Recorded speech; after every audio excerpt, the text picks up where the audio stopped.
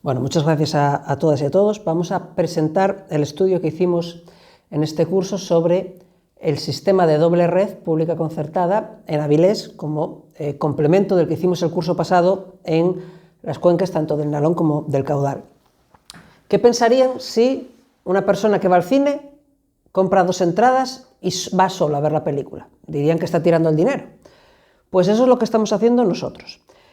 El curso pasado hicimos un análisis sobre el número de unidades concertadas en las cuencas del Nalón y del Caudal y el número de alumnado total que había. Y descubrimos que había una parte muy importante del alumnado que está en la concertada que podía perfectamente introducirse en la pública sin aumentar unidades, ya que había muchos centros en los que había unidades con un número de alumnos muy bajo.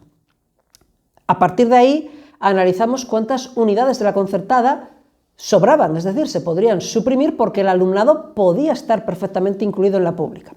Y nos encontramos con que de las 109 unidades que había concertadas en las dos cuencas sobraban 79, es decir, el 72%, nada más y nada menos. Este curso hicimos el mismo estudio en Avilés.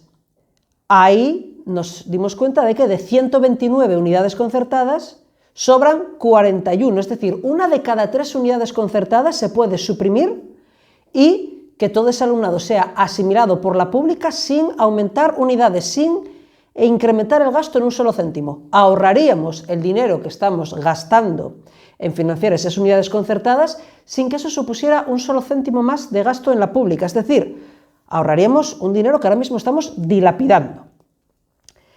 Entonces, ¿cuánto es la cantidad de la que estamos hablando? Bueno, hicimos el cálculo y con lo que nos salía el curso pasado en Les Cuenques, pues teníamos 24 millones de euros en 6 años. 6 años porque es el periodo en el que se acuerdan estos conciertos. Y en Avilés obtenemos una cifra de 13 millones de euros. Esto supone un total de 36,5 millones de euros que se están dilapidando, que se están malgastando, que se están empleando en financiar un servicio que no es necesario porque ese alumnado tiene perfecta cabida en la red pública. Entonces, ¿cómo es posible que hayamos llegado a esta situación? ¿Cómo es posible que, si a simple vista este gasto es absurdo porque estamos pagando por un servicio que no hace falta, se siga manteniendo? Esto empieza con la LODE. Cuando se universaliza la educación, la LODE dice que va a aparecer una red, que es la red concertada, que estará formada por centros privados subsidiados por el Estado y que va a ser una red que sea subsidiaria de la pública. Es decir, como al universalizar la educación nuestra red pública era demasiado débil para absorber todo ese alumnado, vamos a necesitar recurrir a una red externa que vamos a financiar. Con el paso de los años ya no era necesaria por la caída de la natalidad o los motivos que sean, y ahora nos estamos encontrando, como hemos visto antes, con que en la pública hay sitio para alumnado y sin embargo ese alumnado donde está es en la concertada y lo estamos pagando. Esto es porque la LOE, que fue la Ley de Educación aprobada por el gobierno de Zapatero, ya no le da a la concertada el carácter de red subsidiaria, sino que la pone ya al mismo nivel que la pública. De forma que si vemos esto en perspectiva podemos ver que lo que desde el principio se estaba orquestando desde hace más de 30 años era un proceso paulatino y gradual de privatización de la escuela pública. ¿Qué es lo que nos lleva a esto? ¿A qué situación nos va a llevar? Bueno, si seguimos con este proceso gradual de privatización de la escuela pública, la red pública será cada vez más débil, la concertada cada vez más grande. La privatización será irreversible cada vez más.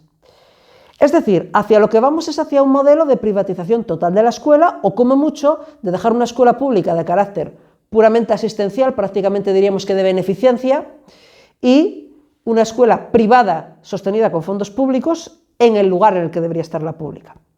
Esto ocurre sencilla y llanamente porque lo que se está pretendiendo aquí es hacer negocio con un servicio público que es la educación. ¿Cuánto nos está costando todo esto? Habíamos dicho que 36,5 millones. Es decir, estamos diciendo que este sistema es económicamente ineficiente, porque es que por mucho que los defensores de la privatización esgriman siempre el argumento de que la gestión privada es más barata, en la práctica el capitalismo realmente existente se basa en la connivencia del gran capital con el Estado. Y lo que tenemos siempre son procesos de privatización por la puerta de atrás, eso que ellos llaman colaboración público-privada, que siempre terminan suponiendo un gasto mayor para lo público. Pero claro, ese gasto mayor para lo público es precisamente el gran negocio del sector privado. Y por eso es por lo que se está apostando por este sistema. Se está privatizando la escuela pública de manera gradual para que el sector privado haga un gran negocio a costa, uno, de un servicio público y dos, a costa de las arcas públicas. Esto, en cierta medida, no deja de ser una forma casi de corrupción, pero legal. Eso sí, puede ser más cara que muchas de las formas de corrupción ilegales que tenemos. Todas las externalizaciones de servicios públicos que han ocurrido, por ejemplo, en la sanidad en Madrid, han terminado suponiendo siempre un gran gasto de dinero público. Se gasta más que cuando era público, pero en beneficio, que es de lo que se trataba aquí, del gran interés empresarial privado. Y yo corto con esto.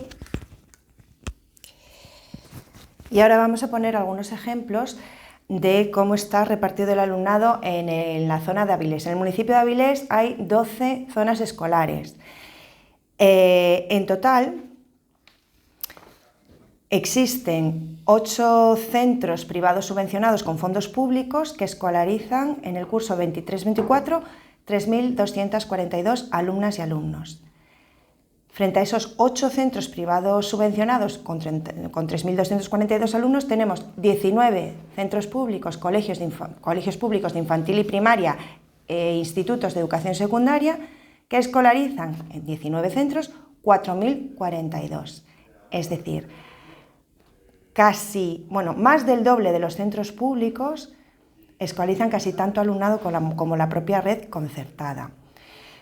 Esto no tiene ningún sentido, y más cuando vamos a ver las áreas de influencia que tiene cada centro. Es decir, en el área 1, el área que corresponde a la zona del poblado de pescadores, esa zona que es hacia donde más creció, al menos en construcción Avilés, igual que otras zonas como la Madalena, en este área 1 hay un único colegio público en el sector, que es el Colegio Público Virgen de las Mareas, y un instituto adscrito, que es el Instituto Ramón Menéndez Pidal. Entre ambos centros públicos se escolarizan 493 alumnos y alumnas, en el año 22-23. Para la misma zona de influencia tenemos 3 centros subvencionados, el Paula Frasinet y el Santo Ángel del Principado. Todos ellos, entre los 3, escolarizan un total de alumnado de 1.559 alumnos. Es decir, ¿cómo puede ser si realmente esos centros solo escolarizan alumnado del área de influencia que les corresponde y tienen entre todos un total de 1.559? Eso es que en la pública no se están ofertando todas las plazas, no se está asegurando todos los puestos en un colegio público que se debería. Luego, no tiene sentido que tengamos un colegio público donde se escolarizan 29 niños y niñas, mientras que tenemos en el mismo área 3 que escolarizan 1.559. ¿Qué pasa? Que se van cerrando unidades en la pública. El centro que tenía espacio, el Colegio Público Virgen de las Mareas, que tenía espacio, se ha empleado para ofertar otro tipo de estudios, y ahora realmente, digamos que no tiene realmente espacios o unidades para poder seguir ampliando, de lo cual se benefician los otros 3 privados que tiene alrededor. También es curioso analizar en la zona de Avilés cómo para cada área escolar hay un centro público, en la mayoría de ellos un colegio público, y más los institutos que les corresponda por las zonas,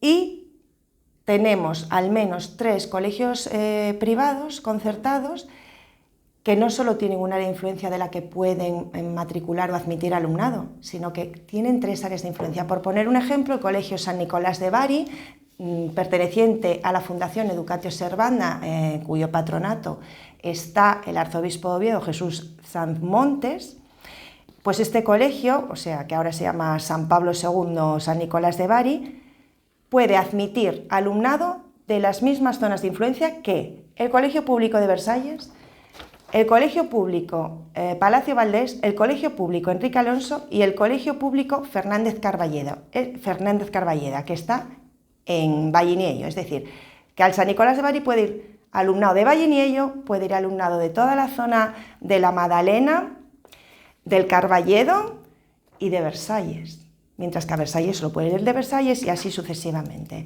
Es decir, es un despropósito que se siga subvencionando unidades en centros concertados cuando lo que se debería hacer es matricular al alumnado en la pública y en vez de cerrar unidades mientras se mantienen en la concertada.